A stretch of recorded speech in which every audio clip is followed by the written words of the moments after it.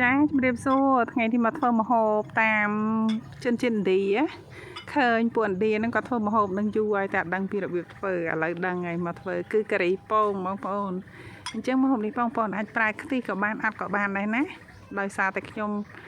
ក៏អកផងអីផងទៅហើយយប់ហើយផងទៅក៏ធ្វើឲ្យដាក់ខ្ទិះតែម្ដងអញ្ចឹងគ្រឿងផ្សំរបស់យើងមានពងមានគ្រឿងការីហើយមានប៉េងប៉ោះនេះពេញប៉ោះហ្នឹងយើងចាត់ជាចម្រៀកមកបែបហ្នឹងក៏បានដែរណាតើធំតាមចំណូលចិត្តនិយាយទៅបើដោយពួកចិនឥណ្ឌាគាត់ធ្វើហ្នឹងគាត់កិនវាតែម្ដងគាត់កិនវាយកតែម្ដងណាតែខ្ញុំចង់ញ៉ាំពេញប៉ោះពេលញ៉ាំប៉ោះពេញប៉ោះទៅវាឆ្ងាញ់នេះយើងប្រើវាដាក់លក្ខណៈថាឲ្យវារៀងរលួយតិចទៅញ៉ាំទៅឆ្ងាញ់មានជាតិ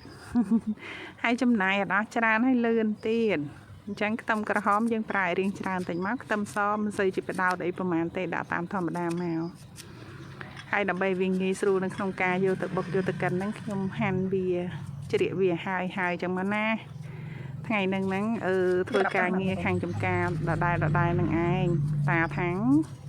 ឲ្យលើកធ្នើផ្កានេះលើកផ្កាពីធ្នើនឹងទៅកន្លែងនេះកន្លែងនោះអីចឹងទៅឲ្យចាំទៅយកកូនហើយសិនអត់មានពេលធ្វើថាងមកពីយកកូនធ្វើទៀតធ្វើបន្តថាអត់ទេមកពីយកកូនធ្វើម្ហូបទៀតទេតាបន្តទៀតអញ្ចឹងមកពីធ្វើម្ហូបរួចហើយមកធ្វើមកដល់ពេលជាសម្រាប់សម្រួចទៅក៏ទៅធ្វើរួចហើយ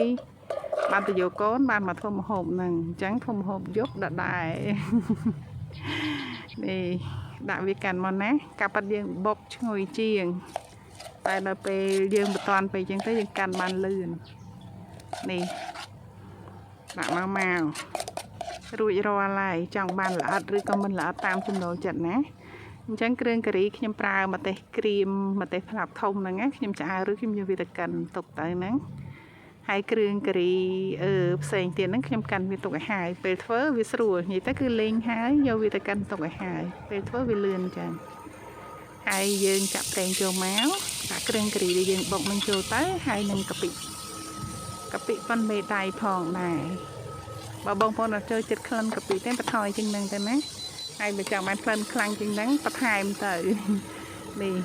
អូយឈ្ងុយដល់ពេលហ្នឹងឈ្ងុយហើយដល់ពេលលេងគ្រឿងគឺពេលឈ្ងុយហើយលុយខ្លាំងមកគេតាយើងដាក់លេងគ្រឿងយើងឲ្យបានឈ្ងុយបានដាច់ទឹកល្អទៅយើងដាក់ពេញប៉ោះចូលដាក់ពេញប៉ោះចូលកូរវាសិនមកនិយាយទៅគឺគោលបំណងចង់ឲ្យពេញប៉ោះហ្នឹងវារលួយគោវាសិនមកយើងអាចប្រើពេញប៉ោះហាវ៉ៃអញ្ចឹងក៏បានពេញប៉ោះខ្មែរយើងវាកាន់តែមានរសជាតិជូរនេះក្របឲ្យគេផ្សាចានកិនអត់សូវម៉ត់ល្អវានៅដុំហើយយើងចង់ប្រើពេញប៉ោះ cherry តូចហ្នឹងក៏បានដែរអត់អីទេប្រើជាទឹកពេញប៉ោះក៏បានហើយក៏ប្រើជាទឹកអំពិលទុំក៏បានដែរនិយាយទៅហើយមកនេះដាក់ស្ករត្នោតយើងហ្នឹងកន្លះស្លាបព្រាទៅនិយាយទៅគ្រឿងផ្សំអត់ទៅផ្សំច្រើនហ្មងទេដោយសារយើងបានរសជាតិពីត្រីខមកដាក់អំបិលមកចាប់ចេញបន្តិចទៅ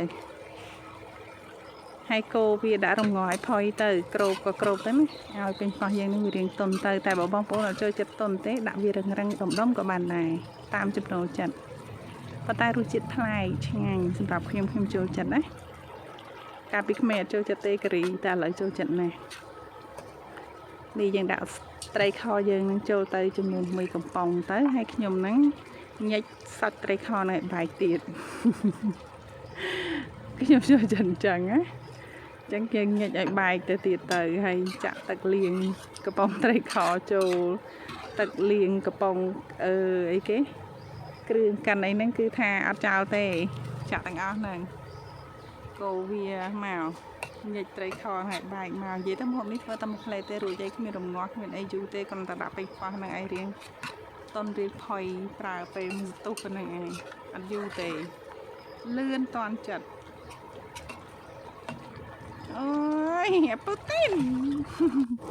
កំពុងតែថតសម្លេងកូនជីកែគឺថាលិតមករករឿងមើល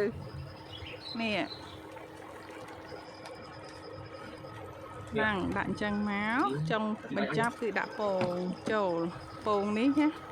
ស្ងោថាស្ងោតែ6នាទីទេផ្លេចរវល់ធ្វើអីផ្សេងងាកមកមើល10នាទីឆ្អិនច្រលហើយដល់ពេលឲ្យកូនស្រីបកឡើងគេឈីតកាន់ឆតដល់ពេលម៉ែយកមកចិត្ត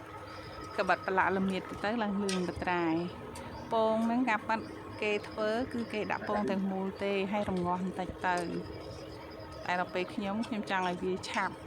តន់ចិត្តទៅខ្ញុំពុះវាជា2ទៅខ្ញុំញ៉ាំទៅឆ្ងាញ់ណាបងប្អូនម្ហូបហ្នឹងបងប្អូនសាកល្បងធ្វើទៅលឿនងាយស្រួលទេបើបងប្អូនចូលចិត្តគ្រឿងការីតាច់ណាគឺបន្ថយឲ្យខ្លាំងទៅនេះរួចរាល់ហើយស្អាតណាស់ពណ៌កេណូ